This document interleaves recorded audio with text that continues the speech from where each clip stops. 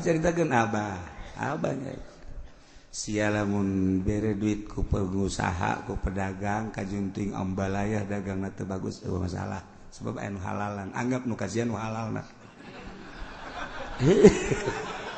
kan kaharti tak kurang tapi lamun dibere ku pemerintah cokot teh awas ya mun didahar karasa ku sia moal manfaat jeung moal ngeunaheun ibadah sia eta mah wasiat teh kos kitu mah mantak henteu wae kata kakuari ih dibere batu ditarima bae bagikeun nu dibagikeun atuh sapa dong nyan mah teu husu ge urusannya na ieu teh batu atak dibikeun ka Haji Pendi teh khususnya na mah beleteran cara kos gitu. Cenah atuh berarti racun, sabodo nu kos kitu mah kudu diracun ieu lah.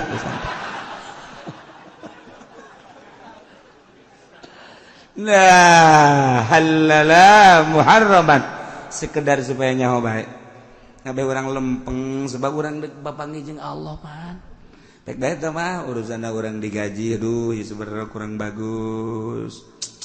Atuh mah di perusahaan, digawe di perusahaan sama kos gitu mah. Tapi lamun eta pajak mah sing hade ulah ditekadkeun halal sakitu bungkul ulah ditekadkeun halal. Lamun ditekadkeun halal halala muharraman bil ijma' atuh geus murtad. Hese di negara model urang mah tuh hese. Mantap. Mantan pemerintah jarang nu lempeng lamun tatadina nyana kurang ngaji. Moal gede dibawa ngaji moal. Moal bupati moal ngaji. Dengan berbagai alasan sibuklah dan lain-lain kadaharanana. Kadaharan ngahijab embungeun. Jeung embungeun kasunggang kasinggung ban nyana mah embungeun sebabna makanan. Hayangna teu terjalan ka luhur bae, teu terjalan ka nu teh. Eta teh kan kos kitu teh ya, ngajauhan ka Allah. Urang malah aing mah dicarekeun tanan ku kiai ngaji bae, kan hebat tong kos itu mah teh. Ngaku berarti nyana. Lah aing geus kajengan mal deukeut dong jeung bupati bae teu kadeuleun jeung kana. Aing mah ngajina di handapeun tanggal Ambon bae. Oh masalah. Geus budak beldug. Teh kan memperbaiki setik jauh tah. Kan dekat Allah orang hanya mampir doang kuari. Masya Allah mampir haju nyilakakeun di akhirat na'udzubillah min dzalik wa min dzalik mampir doang datang ke cilaka engke ulah teh mantak sabara urang anu deuk calon bupati nu bisa mah kukula dinasehatan diomong disindiran urang rangka sarita datang bu geus meeting sagala di nelayan setik mah dibere kitu caritaan akhirat kitu jadi deui poho urang mana teh teu jadi oh kitu usaha bae tang kae ngan lamun usaha gawehan nu nyekel nagara cenah kieu deuk kumaha wallahu a'lam kitu nyaho teh mah jeung moal aya ieu datang ka ditinggalkeun mah negara moal ka jadi kumaha gitu ieu dek memperbaiki diri bakal kapanggih jeung Allah atuh engke mun ditanya ku Allah aing kumaha tan mikiran nu kos karitu urang mah ieu engke teh pasti jasa sakedeung deui komo nu geus umurna leuwih ti 60 mah tah moal kebal deui jasa da mah kapanggih jasa tah mah kapanggih jasa teu meunang gok asal nu hideung ieu bae asal ieu bae nah, engke kapagi juga lo kan ditanya urang. Masyaallah. Tah ulah datang kana halalkeun barang haram. Aulafa wujuba mujma'in alaiha tawangana pikeun kana wajib mujma' alaih salat 5 waktu didapikeun ku jana salah sahiji salat subuh misalna zuhur mah bener wajib asar bener wajib maghrib bener isya bener tapi subuh mah teu wajib tah mah tekadkeun ulah ditekadkeun wajib henteu murtad atau sarakaat geus sarakaat a'udzu billahi minasy syaithanir rajim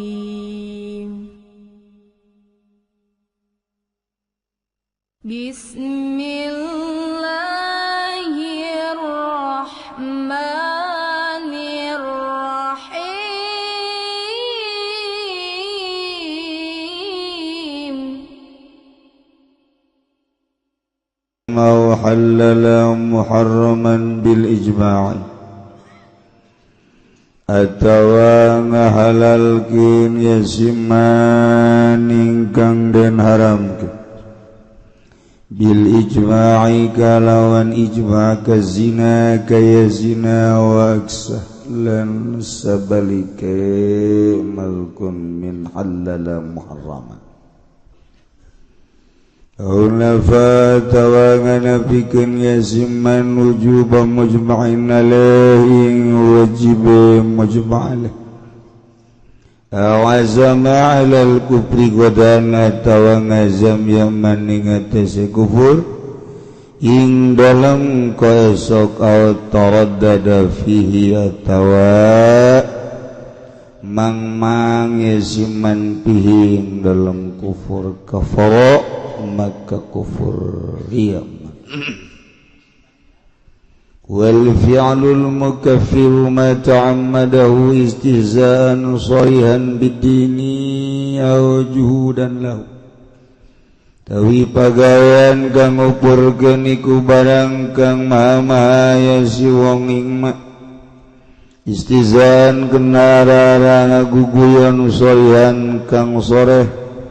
bidini kalawan agama juhudan lahu atawa karena angas lahu kadue din ka ilqai musafin biqadratin kaya nibaakan musaf kalawan panggonan kang kotor sujudin li sonamin lan sujud kadue berhala awasyamsin atawa sarangenge awasyamsin atawa saragenge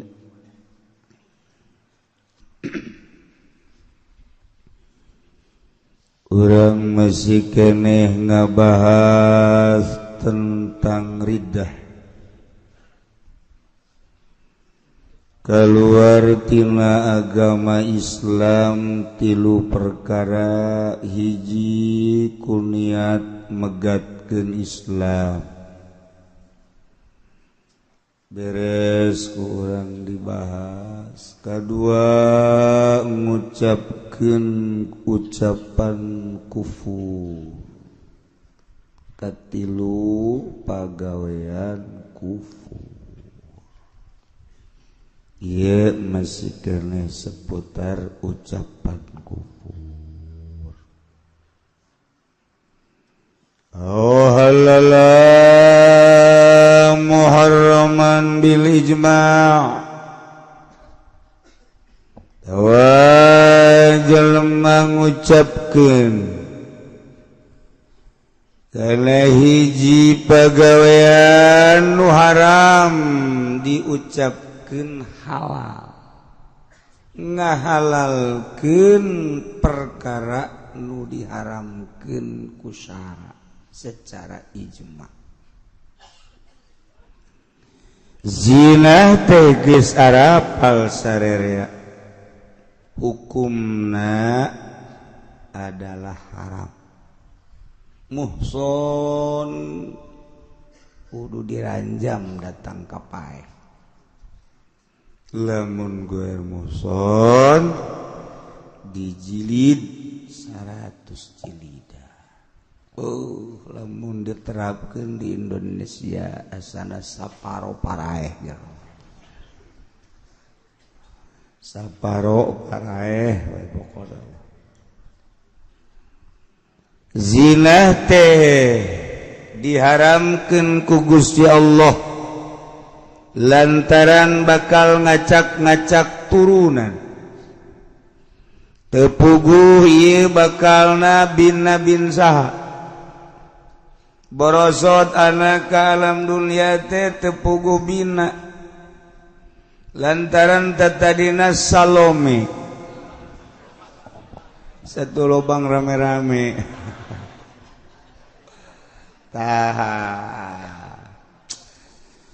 supaya ngajelaskan tentang turunan ulah acak-acakan maka diharamkanlah ku Gusti Allah zina wari nyana teu puguh teu karung ngahalalkeun zina lah kiai ngomong segala haram segala naon wow barang ngeunah diharam-haram eta ngahalalkeun zina geus kudu maca 2 kalimat syahadat masyaallah aya nu zina teh timbul tina cinta aya nu zina teh timbul tina jual beli baheula mah di Jakarta di Keramat Tunggak weuh tah mah geus terkenal basmi di Keramat Tunggak lompat ku ari ka kawasan Pasar Kemis beki deukeut ku ari Masya Allah cabang-cabangna loba di Citra aya unggal perumahan ayangan di perumahan Puri Cilomok doang alhamdulillah bersih sama di dinya lantaran gerak kabehat Polsek gerak dan Ramil gerak, Koramil gerak, kabeh toko masuk. Tak di dia. Aya nu kapanggih hiji 2 3 4 5 6 7. Teu beres. Masya Allah karim ya perzinahan. Urang lamun nyaritakeun budak sakola guari di Yogyakarta geus 80% parawangan. Lamun baheula hanya di Jakarta jeung di Bandung doang lantaran di Jogja mah masih kajaga kuari mah geus teu kajaga ai di Tangerang mah geus leuwih belah ditu di Tangerang masyaallah badak satu sisi negara ngabutuhkeun jelema pinter sedangkan pinter kudu sakola sementara kabar-kabar di sekolah seperti kitu urang serba salah kos kitulah ieu mah teu rek nyaritakeun ku kumaha nu jelas jelema ngahalalkeun zina murtad atawa ngahalalkeun minuman keras khamr bir kunyana dihalalkeun menzen kunyana dihalalkeun vodka kunyana dihalalkeun jeung berbagai minuman anu osok ngaweureukkeun ngaleungitkeun kana kitu pikiran ngaleungitkeun kana akal kunyana dihalalkeun ieu geus bae murtad. Ya Allah ya nginum baik ai sararia beuki malos tah cenah ku kiai jadi menangkeun kan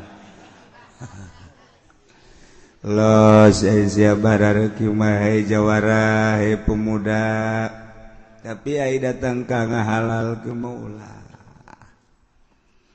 ketinggal tungguan bae di akhirat bakal kumaha bahkan urang kuari di dunia kene salah ngahukuman Allah nu bakal ngahukuman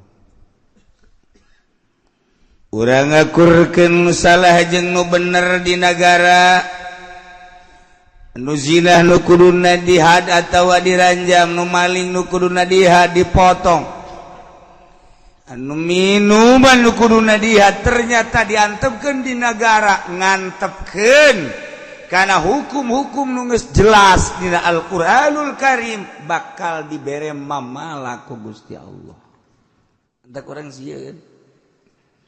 ieu ngarantepna kana hukum teh bakal didatangkeun mamala ku Gusti Allah yakni siksa. Jadi lamun kuari itu sih katanya tsunami siksa ya apa cobaan bolon sama budak kos kitu ditanyakeun polusia pantaukeun habek goblok mah kita tanya siksa itu tejang iktibar urangtah lantaran di Indonesia tekudu neangan jauh-jauh salah ngahukuman atau dihukum anu zinah nukuduna diranjam ternyata diantep nukuduna dihat ternyata diantep nu mabok nukuduna dihat ternyata diantep nu maling nukuduna dipotong leungeunna ternyata diantep ngantep nak jelema-jelema nu salah disejajarkeun jeung nu bener ieu bakal dikenakeun siksa ku Gusti Allah. Masyaallah ngeri mantak lamun eueuh budak leutik anu ngek-ngekan tengah peuting tua aki-aki anu hudang ti peuting jelema anu hudang ti peuting ikhlas zikir ka Gusti Allah wallahu a'lam. Masyaallah masih kene aya anu dihormati jeung dihargai ku Gusti Allah orok cerik tengah peuting orok mapan can aya dosa ku Allah teh dicerikeun mah tuh bisa bae tapi kan cerik ngear jam 1 jam 2 makna juhudang terus mana ngayeng-ngayeng orok terus bapana ge milu udang duanana bapana mah luhur handap udang tah eta teh sakadar hudang gitu mah teu beres bapana kan hudang terus kacai salat kan kahudangkeun ku orok lain sacerik-cerik ngeor datang ka tatanggana ke kaganggu goblok-goblogan tatanggana sial teh orok aing teu bisa berarti kaganggu ku orok padahal cak malaikat sieun nu sial bae eta teh nang Gusti Allah gahudangkeun supaya sia hudang geus hudang sial-sialan. Masyaallah kuduna alhamdulillah orok saya teh budak bisa ngahudangkeun aing alhamdulillah. Aturan aing teu tahajud jadi tahajud anu lempeng makan ngos itu ngan eueuh nu kitu pan sararial jasa itu bisa keur peuting. Masyaallah tah eta orok lain sambaraga orok ahli Allah mah ti peuting ti loges ngear ceurik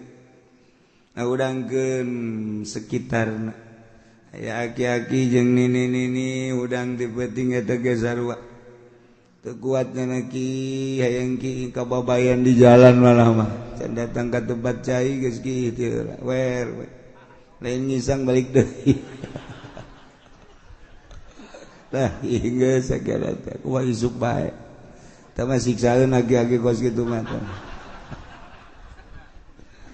Aduh, jaga agi-agi geus kolot geus dol berarti lah. Langsung nyana mandi hudang. Alhamdulillah berarti kiih mawa bahagia ieu kiih cakna. Baheula mah keur tilok hayang kiih, tilok hudang ti peuting barang hayang kiih bae hudang ti peuting cakna nuhun. Kita tahajud tuh jadi eta teh teguran ti Gusti Allah hayang kieu teu kuat teh teguran sebab keur ngorana tilok hudang peuting urang mah juga reget bae ru aing cenah tunggal peuting bari mah geus kieu bae duh cenah kudu kumaha pugu eta teh dihudangkeun ku kieu malah mawaliullah mah aya nu teu hudang-hudang ti peuting teh kumaha carana hayang hudang bebeja ka guruna mama hampura cek ini kula ieu tidak hudang aya ti peuting nginum loba sia teu kaharti teh tadi nama pancena ulah loba nginum tapi ieu mah teu nginum beakeun saleter deuk es kulantaran basar lalagaan balik deui jangan kebeunang sabulan ka dinya hampura mama ieu kula mah hayang hudang ti peuting kabita jasa tapi teu daek hudang nginum nu loba sia mah cak aing nginum sakali dua kali katilu kali kita nginum lok bener barang peuting teh jam can kaburu jam 1 jam 12 geus udang oh mondoyo teh kieu tah jadi jelema anu teh hudang ti peuting nu loba sebagai nginumna tawang ngadahar sambal nu loba wah tah mah geus pokona mal kaburu wudu mancer ti hareup ti tukang ujang atawa ngahalalkeun barang haram kos zina kos minum sajeng atawa ngahalalkeun pajak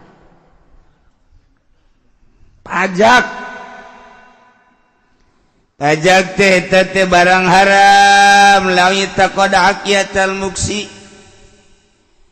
jelema ngahalalkeun pajak eta teh geus boga murtad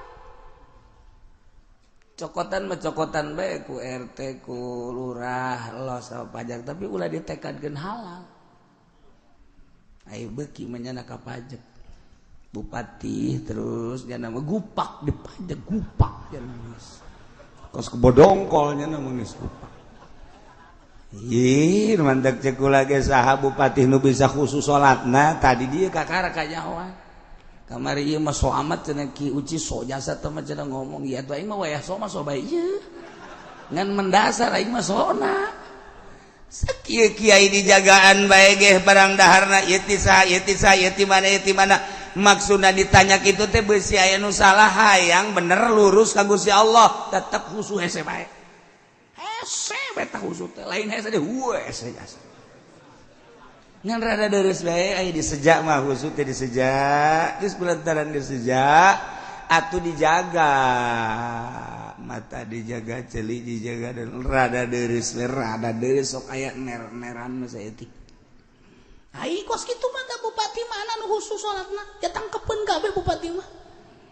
tangkepeun lamun urang nyaritakeun Fikri ditangkep bupati Garut kan kiai teh eta teh kiai atuh kiai salah mah tangkep ah bupati Bogor teh wow eta teh kiai sakar ngaranna bupati Bogor tuh pan siapa nyaho jasa pan babat sia kan atuh paling didengekeun we atuh ge nyaho eta teh kan kiai Rahmat Yasin teh masyaallah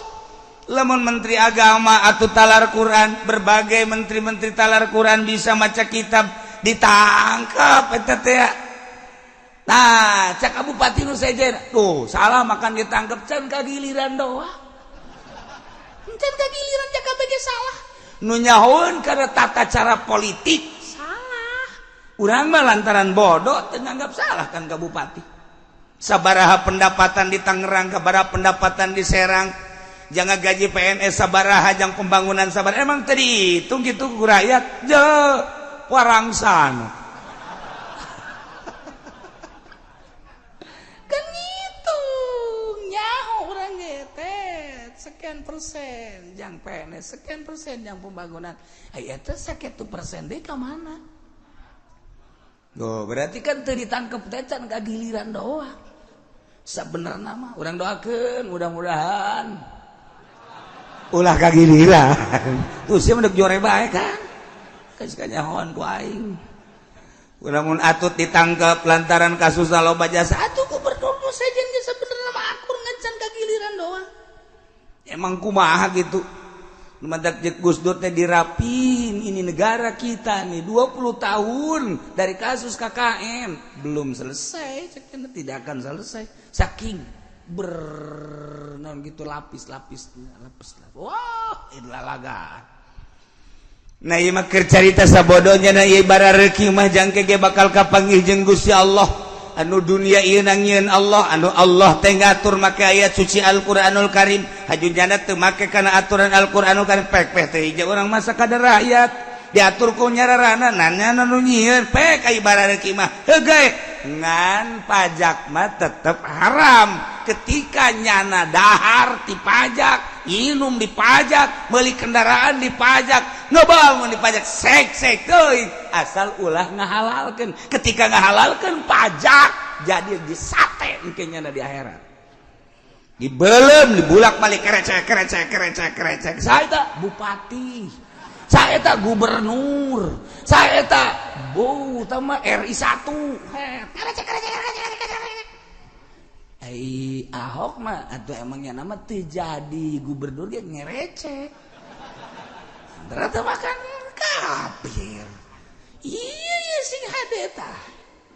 Ya, hartina urusanana emang eta manggeus diplot ku negara, pendapatan sekian dan sekian emang geus kudu kitu di negara demokrasi mah. Nya bahkan ditingkatkeun deui pajak teh pajak bangunan ge make pajak engke mah urang ge dipajak urangna bakal dipajak karak-karak datang ka pager kemudian alat rumah tangga gelas segala sendok segala bakal dipajak engke hirup urang bakal dipajak. Nyala darek mah gupak dipajak mantap jarang mantan lurah haju balalener ibadahna jarang mantan camat ieu mah keur cerita mantan bae nu bener haju ibadahna jarang kunana teh bensinna kan itu bensin geus menyatu jeung awak kecuali illa man tadarakahur rahmatu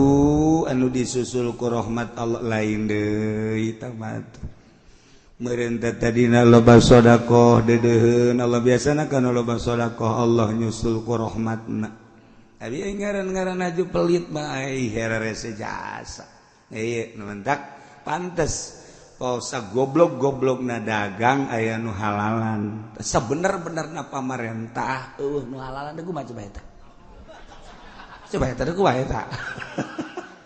ieu mah urang ulah bebeja ka batu urang bae maksudna ieu urang bae mah nu ngaji bae ulah bebeja ka sasa ulah teh fitnah kan emang kos kieu mah ulah cek PNS aing mah moal ngaji deui minggu hareup anu nitahan ngaji aing mah teu los ya ngajina jeung Ki Golkar bae Ki Golkar mah emang gupak sarua bae gupaknya gede mental nya naga mantap aya hak sabenerna mah kiai teh di pamarentah lamun kula sok jaritakeun sing hade ulah sok kaduit ngadahar duit ti pamarentah aya nu ka kula ngomong kiai eta aya hakna di pamarentah cek Imam Ghazali ge teu dijawab ku kula teu dijawab emang aing teu nyaho nyawan aing atuh jeung sia mah cak hate kan teu dijawab heuh aya hak wae kula babaling seuri beus teu naon sebab beuki berarti kan lain deuk nanyakeun hukumna kos kitu mah beuki atuh los emang kakula nu ngerad aya ulah sok sambarangan cenah kiai ngomong duh dina kitab Ihya dina kitab anu Imam Ghazali ngameurangkeun aya hak kiai di pamarentah oh sakitu doang maca kitabna ada sing beuki bae teh kiai geus pamarentah nu mana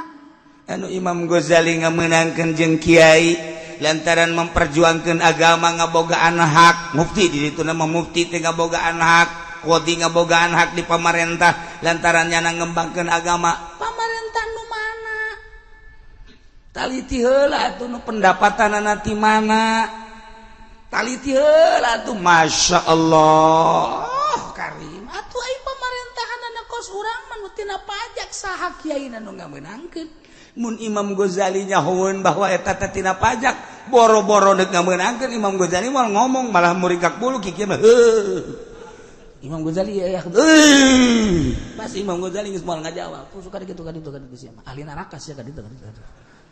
iya teh dijawab ku kula ge sebab aya hak kiai di pamarentah saha nu ngalueukeun pamarentahan mana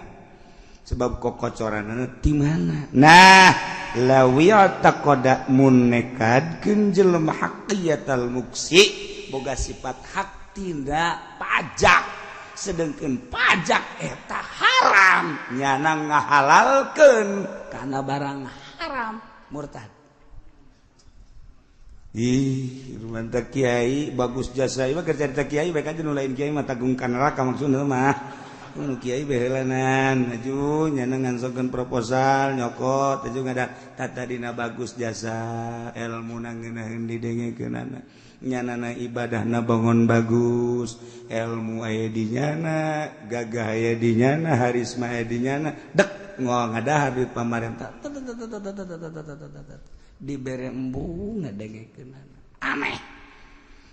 disapekeran jelema dulur pada maghrib urang ngaji ieu sing hadaya lantaran urang mun teu ngaji mah engkena urang teu nyaho beneran aki-aki nu ngaberitakeun di masjid dulu ayo urang ngaji bari batuk-batuk teh kitu tah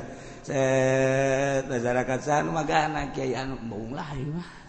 kajian teu ngaji jakeun hate teh kudu ngomong kos kitu sebab naon nyaho aing nya ngalaglegan duit masaan duit pamarentah teu hayangeun keur can jadi mui jelema hebat jasa diderengekeun ku jelema bareng jadi mui mana kiai mui nu diderengekeun ku masyarakat mana malah kercan terjun di partai kiai hebat jasa barang terjun di partai aya eueuh nu ngadengekeun aya cenah kiai sabaraha urang 20 teh loba jasa ngan jeung tihang masjid da sabaraha 18 duaan berarti ngaji teu daek ilmu aya di nyana hebat aya di nyana mun bahul masail pangmeunanganna panghebatna tapi teu kaji jeung masyarakat dibere embung kunaon bensin nu kaluar tinyana bakal kotor kercan jadi yayasan mah nyana teh masyaallah didarengekeun ku jelema aja pinter nahuna pinter bilagahna pinter hadis barang boga yayasan kunaon dibere embung jelema tanyakeun lain di Tangerang bae lain di Serang lain di Pandeglang di Jawa sarua bae di Garut aya hiji jelema hebat moal dicaritakeun kiaina ih lain lalagaan tah hebat jasa sok jangan nyieun yayasan arembungeun ngaji arembungeun datang ka marahnya ka masyarakat jaing keneh cak cenah jelemana nu keur ieu jeung kuari teh pindah ngagelok aya bae santri di dinya karake kaluar ti pondok pasantren leh make sampingna ge teu lempeng-lempeng ajan jelemana geus kitu tah deuk aya sakilo mati dinya teh ti kiai eta sakilo lah jelema magan ngaji ge biasa bae kotek-kotek kunaon atuh ieu jelema parindah ka ditu diulah-ulah kok yana ulah sok ka dieu cenah ka ditu tetep bae pindah teu bisa tah urusan Allah tah mah kos kitu mah lain kudu haju benduk ka eta santri benduan awak urang introspeksi muhasabah tanyakeun ka diri urang sok geura memeleh nafsu urang kuduna kieu beta ta salat teh awak jasa benerna masih teh bisa ngaji teh titipan ti Gusti Allah kamari ieu mah jarame sia teh ngaji maksudna hayang lain hayang rame tapi kamangpaatanna be ku batur dimangpaatkeun tapi ieu kuari haju aran teu malah pindah ka dari itu nah berarti awak sia nu goblok nu tolol digantung sia ku aing aya naon ieu sia coba aya naonan terus kurang diwarah nafsu urang oh sia lantaran dedeketan jeung pamarentah emang lah ulah teh bae dedeketan jeung pamarentah mah dalam rangka memperjuangkeun negara bangsa jeung agama tapi ketika hayang kana duitna dunyana ieu nu cilakaan jadi urang dedeketan jeung bupati atuh mangga bae kos kula atuh biasa jeung bupati wau jeung gubernur wau jeung menteri ge tuh wau ya tuh masalah kan ketika diberi duit kela cek ulang teh berduit sih ada kemarin gede letik siapa pajar bener baik kan tuh siapa tolol sih sabar orang nu ditolagun teh wah mah terus berjuang ayo ngariung diondang kunya pek baik kula emang tilok diondang gitu ku pemerintah doa sok datang tadi itu biasa ngan datang ka dituna teu dahar henteu kalau teu dahar kajen diberkatan bae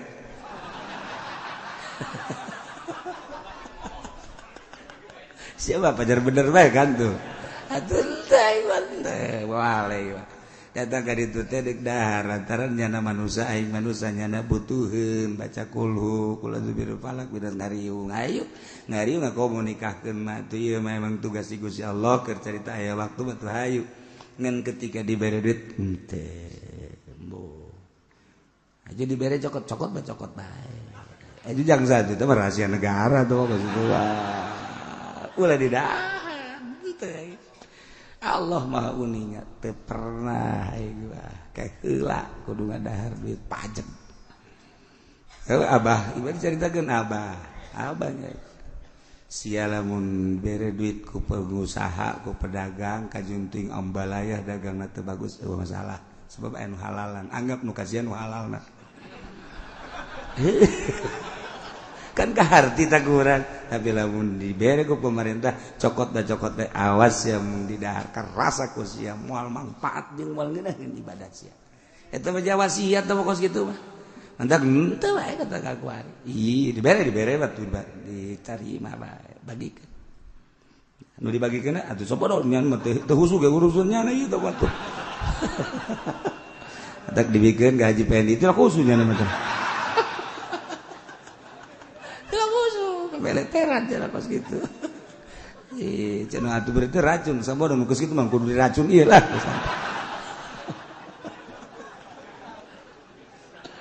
Nah, halala muharraman sekedar supaya nyaho bae. Kabeh urang lempeng sebab urang deuk bapanggih jeung Allah pan. Pek bae teh mah urusanna urang digaji aduh ieu sebenarnya kurang bagus. Atuh mah dengan di perusahaan, digawe di perusahaan halal tambah kos gitu mah. Tapi lamun eta pajak mah sing hade ulah ditekadkeun halal sakitu bungkul ulah ditekadkeun halal. Lamun ditekadkeun halal halala muharraman bil ijma' atuh geus murtad. Hese di negara model urang mah tuh hese. Mentak mantan pemerintah jarang nu lempeng lamun tatadina nyana kurang ngaji. Moal gede dibawa ngaji moal. Moal bupati moal ngaji. Dengan berbagai alasan sibuklah dan lain-lain kadaharan ngahijab embungeun. Jeung embungeun kasunggang kasinggung pan nyana mah embungeun sebabna makanan. Hayangna terjalan ka luhur bae, terjalan ka nu teh. Eta teh kan kos kitu teh ya, ngajauhan ka Allah. Urang malah aing mah dicarekeun tanan ku kiai ngaji bae, teh kan hebat tong kos itu mah teh. Ngaku berarti nya lah aing mah geus kajengan mal deket dong jeung bupati bae teh kadeuleun jeung kana. Aing mah ngajina di handapeun tanggal Ambon bae. Oh masalah. Geus budak beldug kan memperbaiki setik jauh tah. Kan dekat Allah orang hanya mampir doang kuari. Masya Allah mampir haju nyilakakeun di akhirat na'udzubillah min dalik wa min dalik mampir doang datang ke cilaka engke ulah teh mantak sabara urang anu deuk calon bupati nu bisa makukula dinasehatan diomong disindiran urang rangka sarita datang bu geus meeting segala di nelayan setik mah dibere kitu caritaan akhirat kitu jadi deui poho urang mana teh teu jadi oh kitu usaha bae tangka ngan lamun usaha gawehan nu nyekel nagara cenah kieu deuk kumaha wallahu a'lam kitu nyaho teh mah jeung moal aya ieu datang ka ditinggalkeun mah negara moal ka jadi kumaha gitu. Ieu dek memperbaiki diri bakal kapanggih jeung Allah atuh engke mun ditanya ku Allah aing kumaha tan nu mikiran nu kos karitu urang mah ieu engke teh pasti jasa sakedeung deui komo nu geus umurna leuwih ti 60 mata moal kebal deui jasa tah mah kapanggih jasa tah mah kapanggih jasa teu meunang gok asal nu hideung ieu bae asal ieu bae.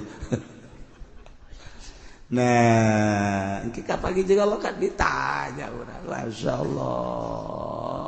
Tah ulah datang kana halalkeun barang haram. Aulafa wujuba mujma'in alaihi tawangana pikeun kana wajib mujma' alaih salat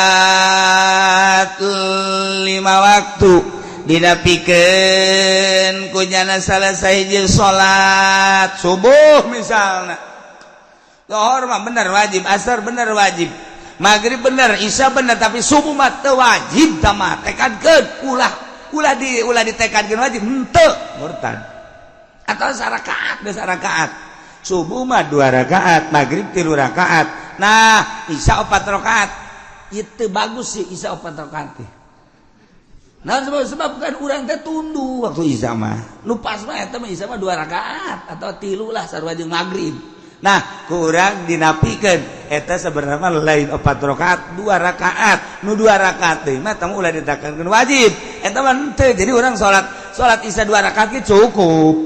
eta kos kitu teh tangan napikeun nu mujma' alaih murtad teh masyaallah karim atawa ngawajibkeun nu lain wajib nambahan rakaat eta ge sarua bae nambahan rakaat ge sarua murtad ngawajibkeun puasa Syawal murtad puasa mah nu wajibangan Ramadan doang di luar Ramadan mah sunah nah kuari bulan Syawal teh bulan Syawal puasana teh ditekadkeun wajib ngawajibkeun puasa bulan Syawal eta teh murtad ulah pokoknya wajib sunah nu haram nu halal geus kitu bae urang masyaallah. Nah ieu ge urang gueri deuk menghadapi tanggal 1 haji tanggal 1 bulan haji teh iraha Kiai setelah dihitung melalui hisab qat'i durusul falakiyah sarua jatuh pada hari Senin besok tanggal 1 na isu tapi lamun urang ngitung nyukoma pemeris eta teh jatuhna teh poe Salasa. Lamun terus seperti kieu NU geus teu nyekel sulam munairen Muhammadiyah nyekelan sulam munairen geus lain berpatokan kana ru'yah kuari teh berpatokan kana kita bohong ka adik ngomong-ngomong ru'yat ja buktina ketika sulam munairen ru'yat nyana teu ngaru'yat. Nah kulantaran sakitu bakal aya perbedaan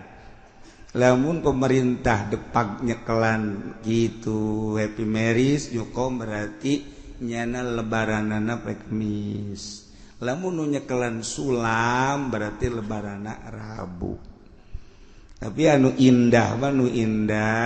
ieu teh sportif andai kata engke penting ru'yat ulah ningali sulam ulah ningali Happy Maris cukup pokona ru'yat lamun ru'yat kadeuleu kuari iseket teh sore berarti geus bae menyatakeun tanggal 1 isuk namun wabehan lamun teu ahli-ahli ru'yat urang mah kajunting ru'yat ge moal kadeuleu urang mah lamun ru'yat kumaha di deulekeun oh iya aya 2 cekena masa bulan 2 heueuh eta mah dina dada golode cekena lain bulan belum pentil tahu atuh wah ieu ru'yat teh beres si lokos kieu we nah jadi kudu ahli da we tetep ngan selama ieu geus dinyatakeun teu harmonisna NU jeung Muhammadiyah bahkan di jero NU sorangan urang nyaksikeun keberadaan muktamar kamari dahsyat lain lalagaan ribut gede lain ribut letik urang menyaritakeun teh lantaran urang kulturna tetep NU imah urang NU jadi urang teh prihatin jeung sedih kaayaan imah urang seperti kitu lain perwatakan NU maka urang tinggal sedihna ge sedihna deui eta nu disaksikeun hanya sekelumit asli nama pohara jasa bahkan mun kukula dicaritakeun ka jero-jerona bakal muringkak bulu naga lain di pondok jeung nu handap-handap mata geus kudu dicaritakeun nyaho teu beresna beheulanan na ieu mah kula mah sakadar nyaritakeun kula mah tetep bae selama ieu mah deuk nyekelan ku kiai cekelan kiai nu baheula bae deuk nyekelan sulam maka ngayakinkeun tanggal 1 tetep isuk terek ngajak sama mangga duk milu mangga duk teu geuh masalah kayak di akhirat besi kula ka surga ulah marilu belos masih maaf sia bae bocina kiai bener yakinkeun ka satu yakin ya itu lo yakin ya yakin bakal ka surga boso amat iya tuh geus kitu bae boga kayakinan Itu tuh yakin udah kuat tuh. Hiji anak indozoni abdibi cek Kangjeng Nabi hadis qudsi. Aing mah cek Allah kumaha sangkaan hamba sia hamba ka aing. Lamun hamba ngarasa deket aing, mun hamba ngarasa jauh-jauh, mun hamba ngarasa bakal selamat, mun hamba ngarasa moal selamat moal. Antak ulah mah boga kayakinan surga. Gua cek Allah atuh geus bae ka surga teh heula. Gitu bae saya. Nah, ieu mah keur carita kan keyakinan mah komo nu berat ka dieu ka ditu mah berat ke organisasi berat ka negara berat totalos sama boga kabeung berat kula teu berat ka NU teu berat ka Muhammadiyah teu berat ka negara kula bae geus paling pamajikan we jeung anak deuk diajak si anak milu ya jeung aing mah isukan tanggal hijina lebaran berbo ndek hayu ndek teu masalah sakena tuh ndek bae ndek jeung adik-adik kula deuk nanya ndek milu ndek henteu oh salah tadi moal kumaha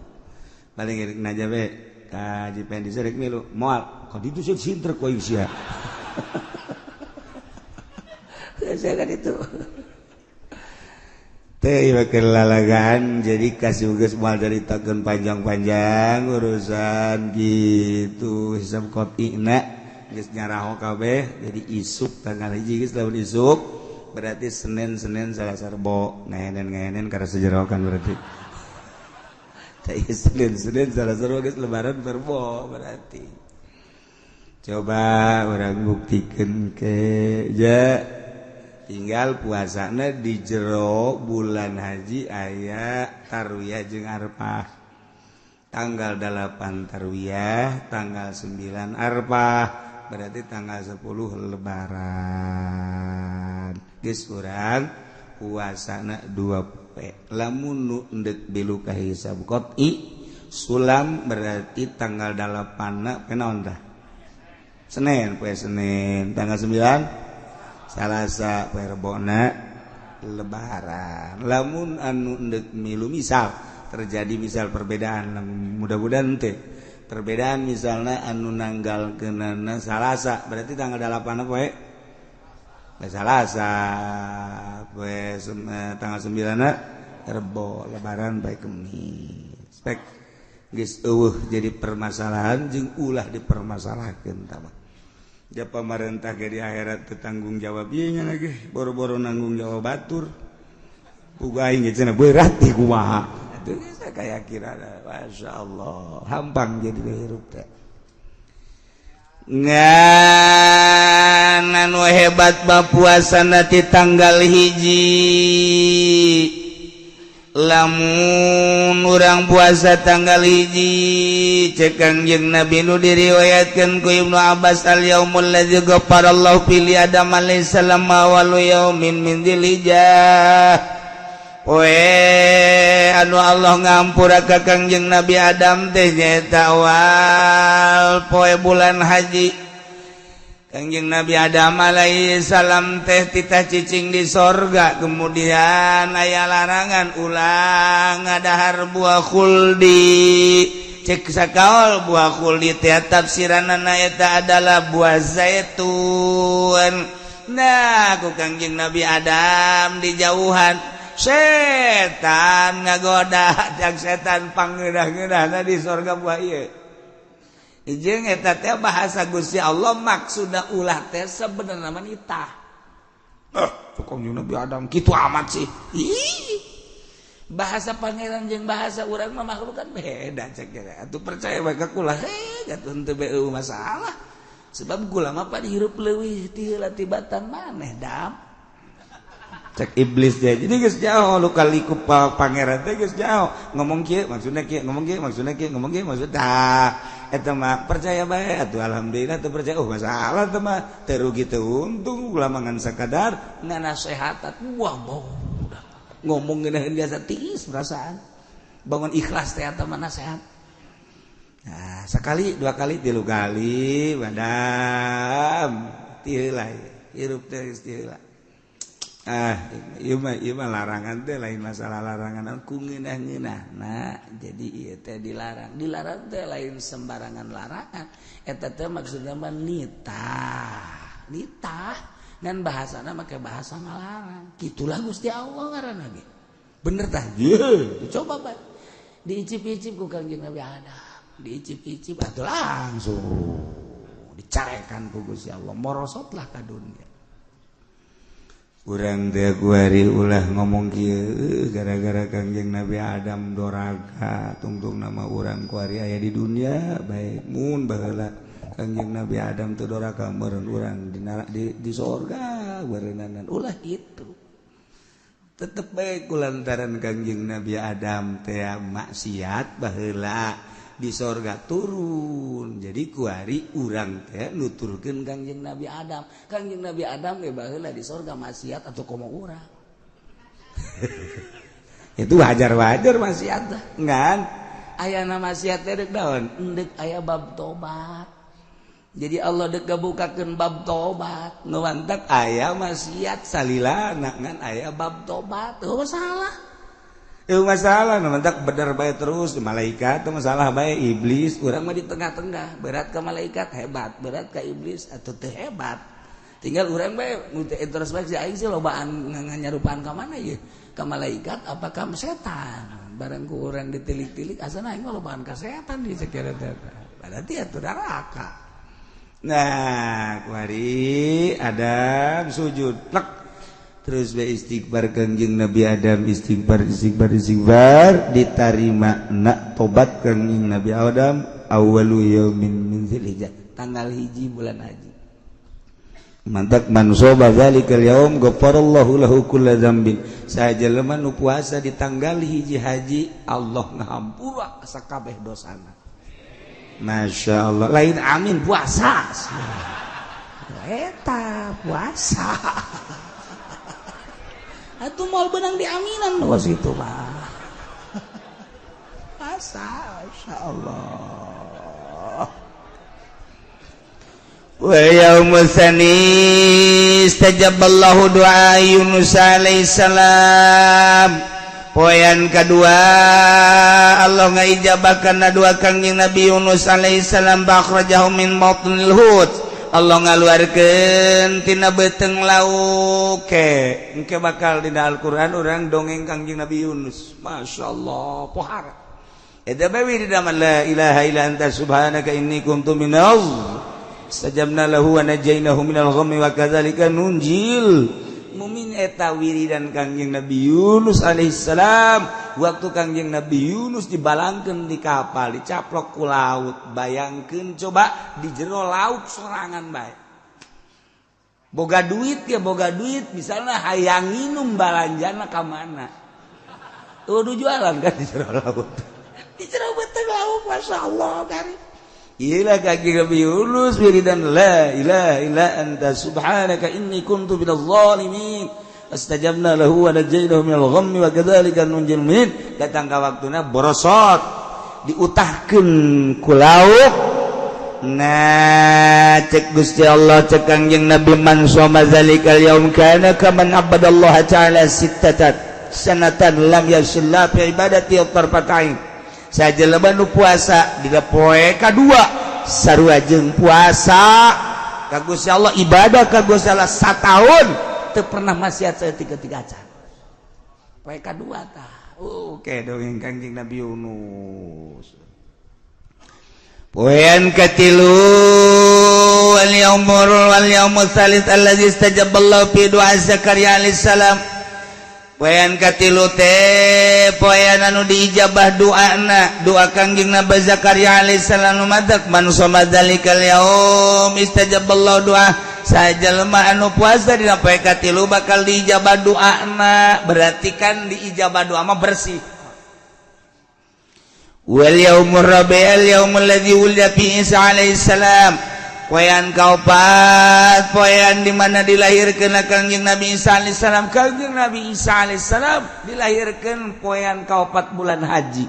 tanggal 4 nu mantak ban soba zalikal yaum sajelema nu puasa dina poean kaopat nafallahu anhul basa wal faqra bakal dilegitkeun ku Gusti Allah kesulitan kepakiran tah poe kaopat tas gadet bakal murang mun puasa di poe kaopat moal dibere riweuh moal dibere pakir dibere senang ku Gusti Allah ya Allah ya poe kaopat untuk sigadeu wal yaumul khamis al yaumul ladzi wulida fi Musa alaihi salam poean kalimat poean nu dilahirkeun Kangjeng Nabi Musa alaihi salam man soma zalikal yaum dari aminal nifaq qaum min azabil qabri sajelema nu puasa dina poean kalima bulan haji bakal dimerdekakeun tina penyakit nifaq jeung dimerdekakeun dibebaskeun tina siksa kubur masyaallah andak nu karolot nu tereh paeh ye nah ieu puasa teh poe kalima tah aduh geus gede jasa ganjaranana kagenep wal yaumus sadis al yaumul ladzi fatahallahu bihi fil khair sajelema poean kagenep poean anu Allah ngabukakeun ka Kangjeng Nabi kana kahadean poean kagenep mandak man somau yanzurullahu ilaihi birrahmah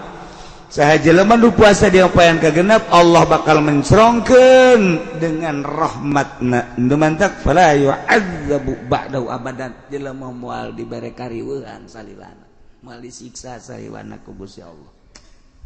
Wayan ketujuh wal yaumus sabi al yaumul ladzi yughlaqu fi abwabu jahannam wa la tuftahu hatta tamdiya ayyamul ashr. Ketujuh wayan di mana digembok dikunci lawang-lawang jahannam. Pintu jahannam anu 7, pintu neraka anu 7, kunci wa la tuftahu hatta tamdiya ayyamul ashr. Mal dibuka jeung teu dibuka sehingga lewat poean ke-10. Nah eta mah berarti ditutup jang jelema nu puasa poe ka-7 geus datang ka akhirat eueuh bae lawang neraka nu muka. Beuh. Malaikat ge bingungeun.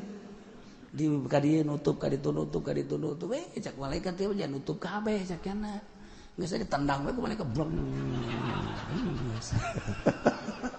Ayo nutup kabeh lawan neraka waduh.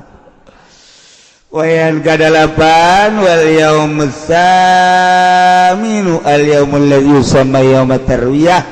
ialah poe tarwiyah manusa mau saha jelema nu puasa dina poean tarwiyah bukti mina aji ma la ya'lamuhu illallah bakal dibere ganjaran nu urang mah teu perlu nyaho hanya Allah lah nu bakal merena gede-gede pohara jasa ku pohara-poharana urang teu kudu nyaho. Poean ke-9 yaumu arfah anu somahu kana kafarat lisanatin madhiyah wa sanatin mustaqbalah. Poean arfah mah jelema anu puasa di poe arfah yana tanggal 9 eta ngaleungitkeun dosa sataun ka tukang sataun ka hareup. Nu mentek kula mangajak ieu urang babarengan dimulai poe isuk urang puasa datang ke poe tanggal 9 10na wal yaumul asyir wal yaumul adha man qarraba qurbanan fihi sahaja lempean yaumul adha lebaran adha sahaja lemah anu ngalaksanakeun kurban fa bi awwali qatratin qatarat min dam yaghfarallahu lahu dzunubah wa dzunuba yali begitu digereselkeun tek getih anu nyakrak kana taneuh mulai tidinya dosa orang raragagan terus bahkan jeung dosa-dosa anak pamajikan orang kabeh pokoknya bersih bae. Nah nu mentak siapkeun guari orang puasa bari orang dula deuleu mana embe nu gede siapkeun ku urang saha nu bakal meuli aing deuk menta ping-pingna we mah ye lain deuk meuli kana geuk mentai we. Tak gitulah ceritaan tentang tanggal hijina menurut hisab qot'i adalah isuk poe Senin. Kemudian orang doakeun para jamaah haji dulur urang kawau urang tetangga urang dulur-dulur urang kabehan mudah-mudahan sabadana aya musibah kamari ye ditangtayungan ku Gusti Allah Subhanahu wa taala dibere katenangan jiwana